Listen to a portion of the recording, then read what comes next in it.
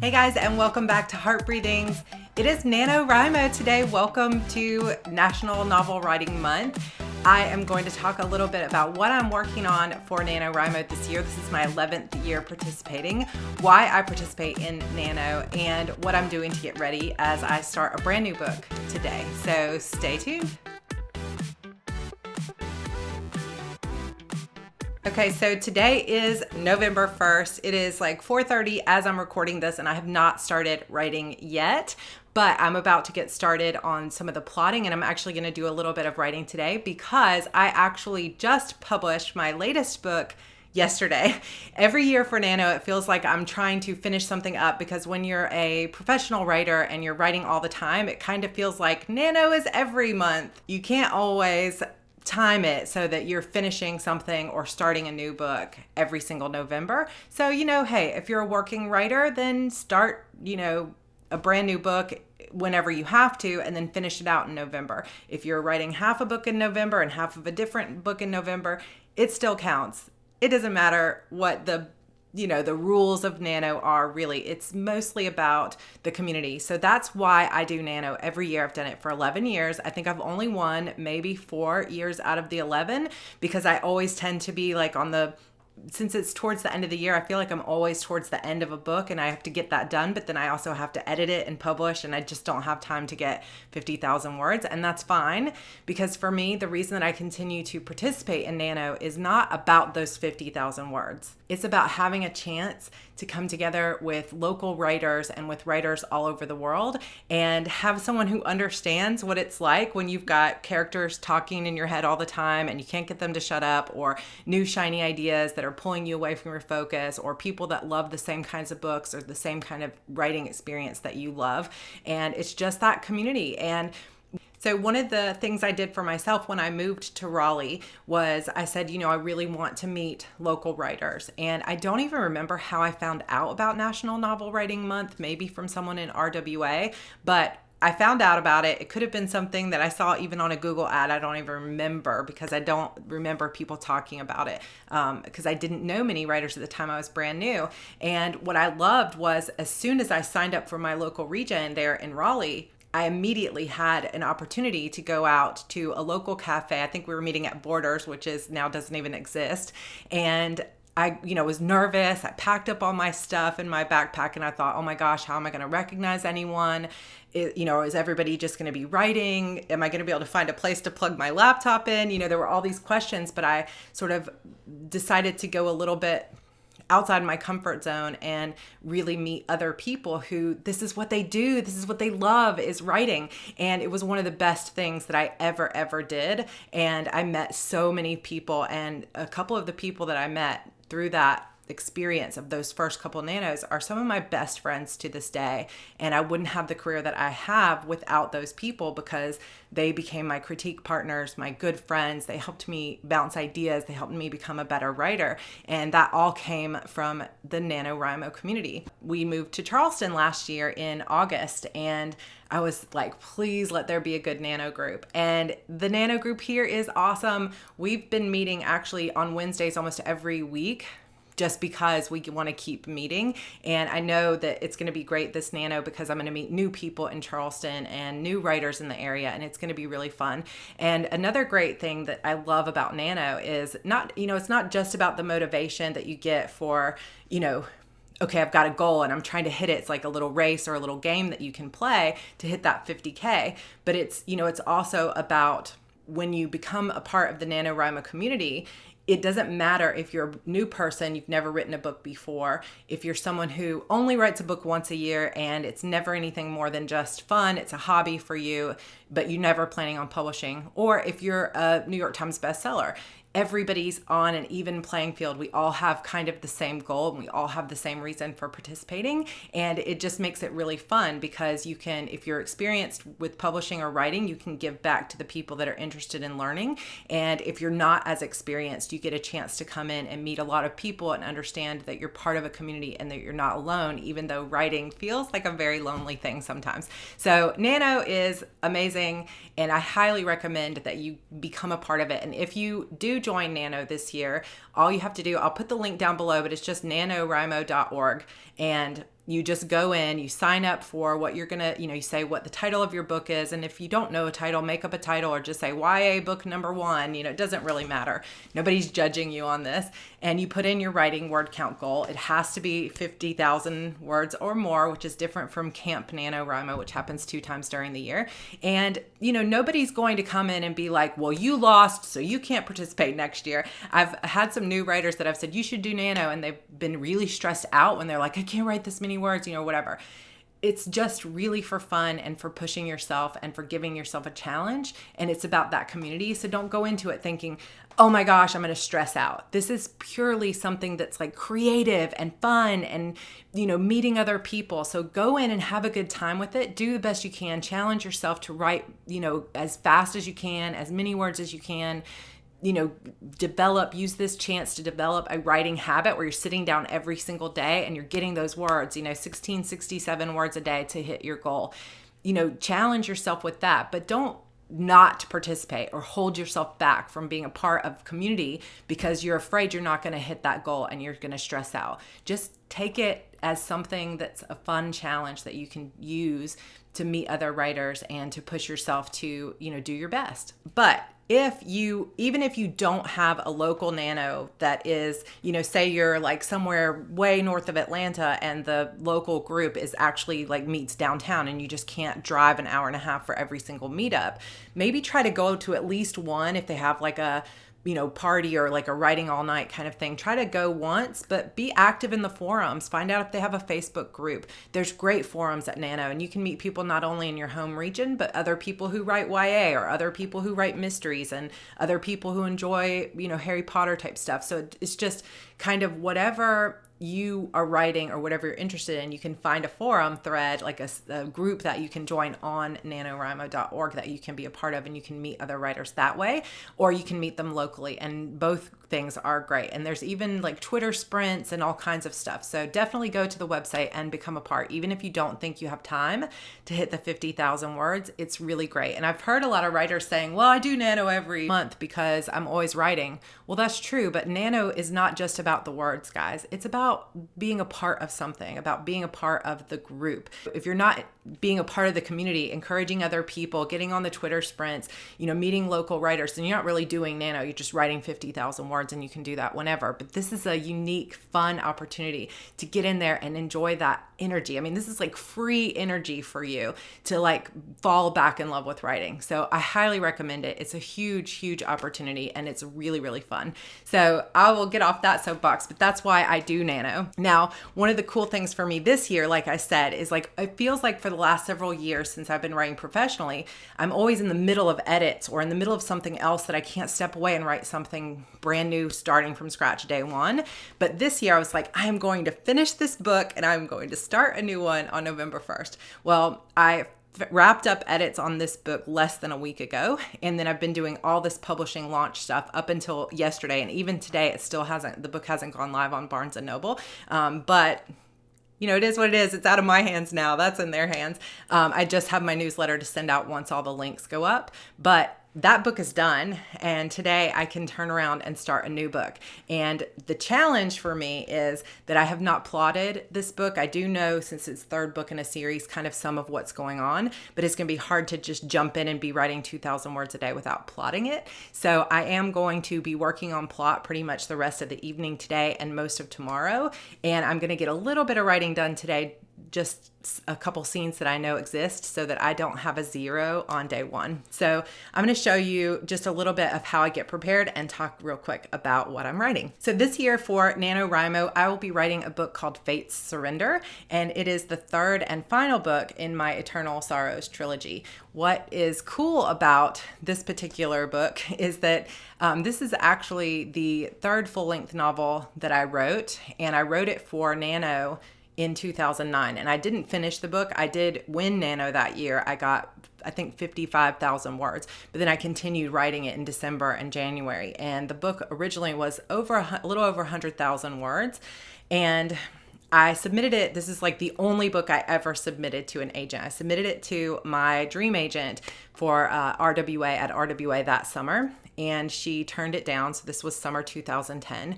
And she left a little note that said, "I love your writing style, but this story just isn't for me. I wish you the best placing it elsewhere."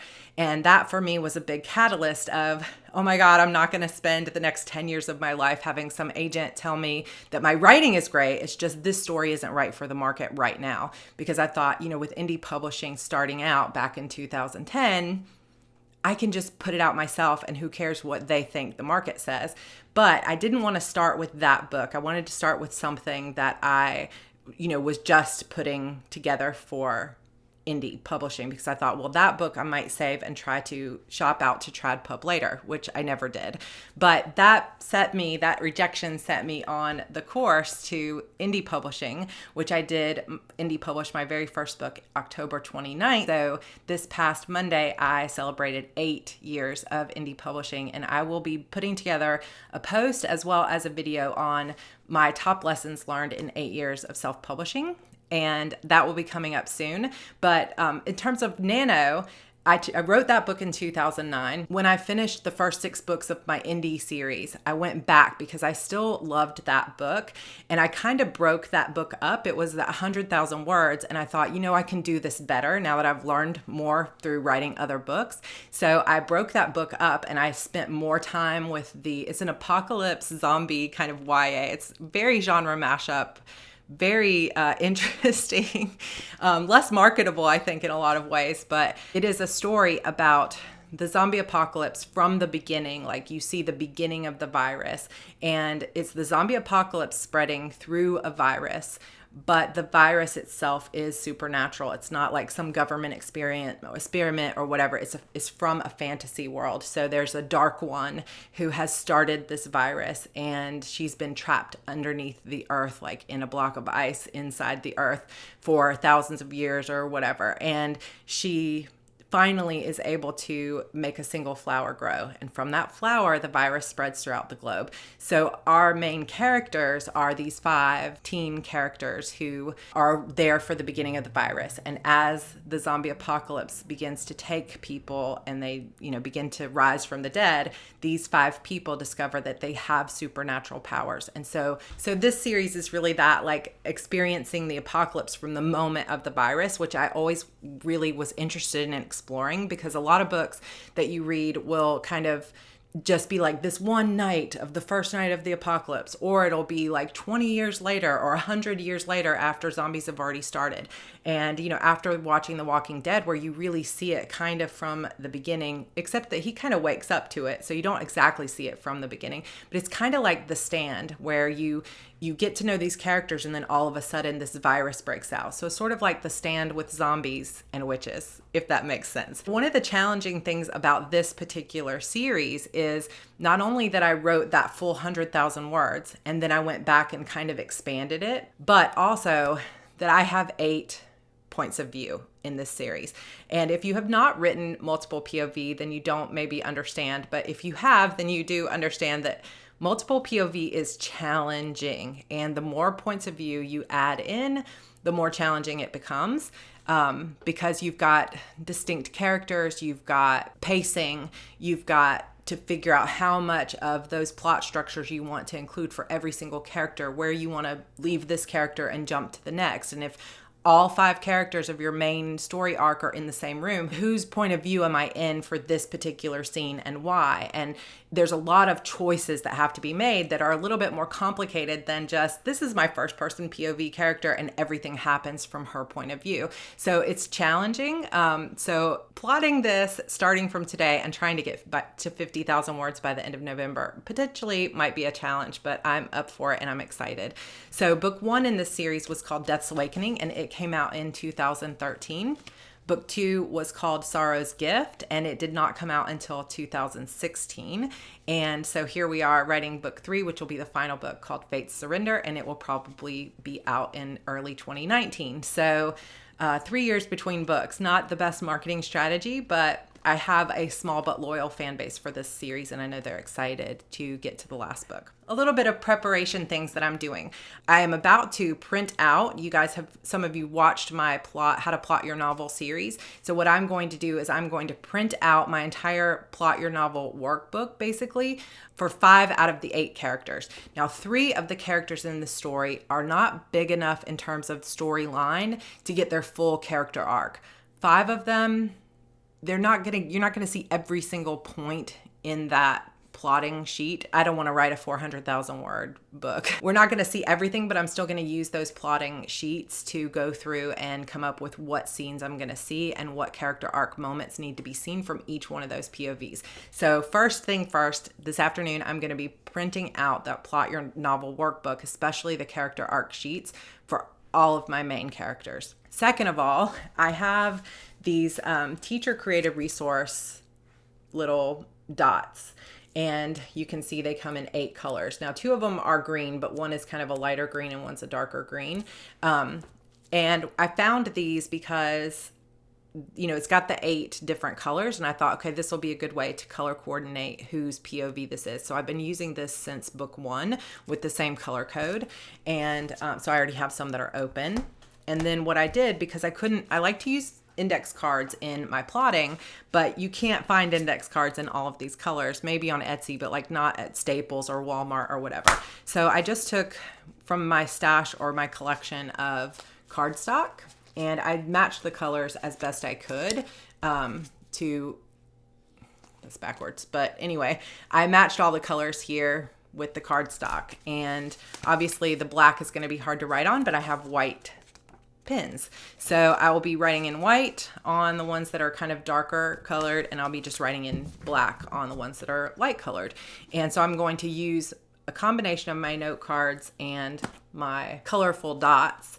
And you guys have seen, if you haven't, I'll pop a card up here for you, how I plot in an old Happy Planner. So I probably will also be sitting down today and taking some of those old Happy Planner pages and setting up the actual plot pages for Fate's Surrender. Then what I'll do is I will go through the character arc for each of my main characters. And like I said, I don't do this for every single POV character in such a big cast novel like this.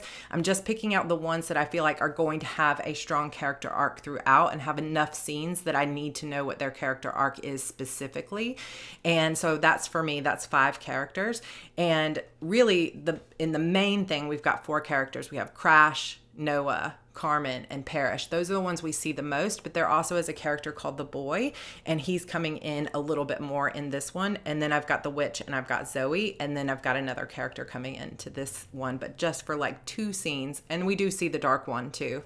So really 9, but that's like 1 scene for the dark one. Anyway, this is going to be hard. So I'm going to fill out all of those character arc sheets and really sit and think about, where does each character end up at the end of this series? What do they need to experience to grow, to complete their character arc? So there's where I'm going to start. Then I also am going to start sketching out, like, where's the beginning of this book is going to start off exactly at the moment where the previous one ended. Cliffhanger.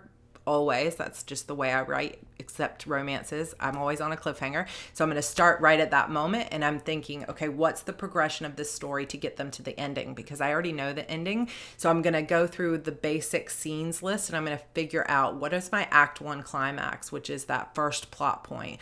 What is that Act 2 midpoint climax? What is that black moment, the end of end of Act 2? And then what's that final battle resolution? And once I kind of figure out those main signposts, then I'll start going in with the note cards and the Plot Your Novel workbook, and I'll start filling out things like the pinch point and the key incident, the inciting incident, the different call to actions, and things like this. So it's going to be kind of tedious. It's hard enough to plot when you've just got one character going, but when you start adding 4, 5, 6 characters in, it gets really tedious. So I tend to figure out, what is the story like, take the characters out of it, what's the basic story structure that I'm like, the story arc that I'm going in, they start here, this character's here, etc. and then where does the story end up? And then I have to figure out, okay, how am I going to explore each character's role in this story? Because, you know, they're not all 8 sitting in a room together. You've got one in New York City, you've got one over here, one over here. So it's going to be a challenge to figure out, okay, which scene belongs where. And once I start writing out, okay, I know Crash has a scene where he does this, and I know Parrish has this scene, then I'll write all those on their corresponding note cards, and then I will begin trying to put them in order. And some of that stuff's going to change as I write, and I already know that because instinctively I'll know, well, I can't put this action scene next to another action scene. I need to pace it a little bit and put a reaction or a response kind of scene to a sequel, which we talked about in the Plot Your Novel series. So then what I'll do with these little guys is on my plotting sheet, when I start filling out the scenes in order, I will use these so that I don't have to use different colored pens. I'll just use a black pen and I'll just put a black dot, the dark one. Here's what happens, just a little bit of a note. If you guys would be interested in seeing like the completed spread or maybe updates throughout the month of how it looks when I'm plotting with these different colors, let me know, and I can do a bigger video on plotting such a big multiple POV story. It's a little bit more challenging because it is book 3 instead of book 1 to bring you in on where I am, because these characters already have an arc. But if you're just kind of interested in seeing how I do it with all these colors and everything else, please comment below and let me know. All right, so once I get all the plotting stuff done, I'm just going to start writing. And what I'll do is I'll have all these note cards that I've filled out in order in a stack, and I'm going to start sprinting. So I will, as soon as I have the first few scenes figured out, I'm going to go ahead and start sprinting, even if I don't have the entire story, because I'm ready to get started on Nano. I don't have time to spend 3 weeks plotting before I write the first page. So I'm going to, as soon as I have maybe 3 or 4 note cards that I know go at the beginning, I'm going to start writing. And what I typically do is I have them in order, and when I sit down to sprint, I'll look at whatever the top note card is and I'll say, okay, I'm writing this scene where Zoe goes into the apartment and she sees XYZ. So I will put that note card in front of me at the computer, and then I will set my 25-minute timer and I will just start writing. And if I've finished that scene, then I'll pick up the next note card and keep writing, you know, for the next sprint. If I didn't finish the scene, I'll just pick up where I left off for the next one. And that's how note cards help me more than anything, because I find, especially during Nano, if I have no idea what's coming next or what that scene is going to be, the words aren't going to get there. So I have to have some kind of note cards or some kind of idea at least written down of what the next scene is. And if you get stuck somewhere throughout Nano and you just don't know what the next scene is, you can still write words that are like talking to yourself, where you sit down for a 25-minute sprint and you say, okay, what if Zoe ends up going to the arena and this and this and this, and she finds this zombie over here, and just talk to yourself like you're talking to a friend about what's going to happen in the plot. And those words count, guys, because they're getting you forward in your novel and they're helping you brainstorm. So don't forget that you can use that as well. Nobody's going to be grading your final upload, so to speak. The only way you can really cheat is if you just like copy and paste words that you didn't write, which, why would you do that? Nobody's expecting like a final published draft novel or whatever at the end of this. So a couple more things. Just as ritual for me, I use a Samsung Chromebook for my writing because I write in Google Docs, and I mentioned this on the Facebook or the YouTube live a couple of weeks ago that I'm going to be doing a video also soon about why I write in Google Docs and kind of showing you how I use it and what the advantages are for me.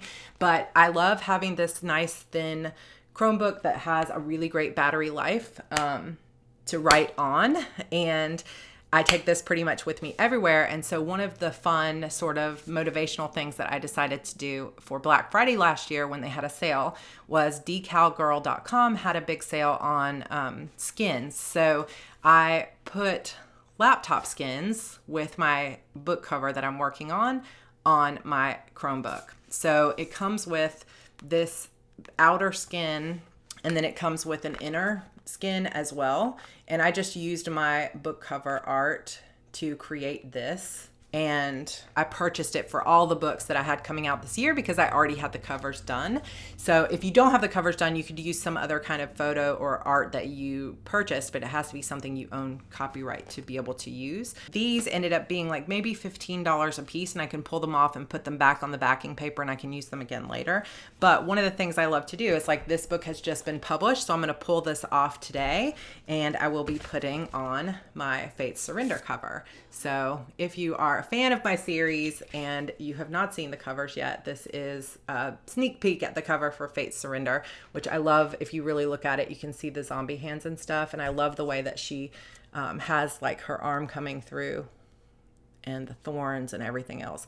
This is by Sarra Cannon from OK Creations. She did a brilliant job with these covers, and actually the second cover in this series won some awards for best cover. So pretty cool kind of cover art for that book. So I will be, just as a tradition, just as a way to motivate myself, because you guys know I talk about this all the time, that, you know, sometimes it's the little things that you can do to get you excited about writing, and just the art or the act of pulling that skin off and putting this new book on and setting this intention that, like, this is my book, and being able to go into the Nano write-ins and be like, yeah, this is the cover. It's just really fun, and it makes me feel good. So just something cool to remember. You can get these skins for, I think they're like $20-something, but the more you order, or if you find them on sale, the less they cost.